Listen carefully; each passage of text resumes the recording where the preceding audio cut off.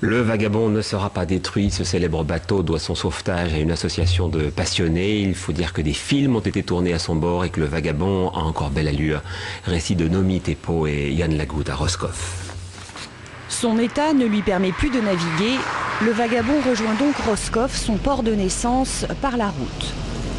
Les passionnés qui se sont démenés pour le sauver de la destruction l'accueillent avec émotion. C'est vrai qu'il dégage un affectif très fort parce qu'il a une ligne particulière. C'est vrai que toutes les histoires autour de ce bateau, il dégage un vécu et puis une âme assez incroyable, quoi.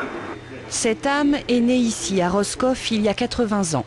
Les chantiers navals Quai Renfort, établis depuis le XVIIe siècle, mettaient à l'eau leur dernière unité. Il est issu d'une lignée d'un chantier qui faisait des bateaux de pêche à l'origine et qui de temps en temps, parce que les formes des bateaux de pêche étaient superbes dans la région, plaisait à certains plaisanciers. C'est sa ligne sans doute qui lui valut de faire une belle carrière en Méditerranée.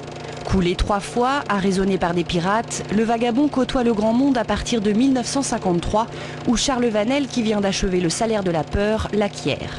Michel Morgan, Gérard Philippe, Jean Cocteau fouleront et filmeront le pont. Beaucoup plus tard, il servira de décor à la série des Cœurs brûlés. Fatigué, le Vagabond aurait dû finir au Lavandou, où il sombra en 2004. Aujourd'hui, les Roscovites l'ont récupéré, sans savoir encore quelle sera sa vocation future. La suite de son histoire reste à écrire.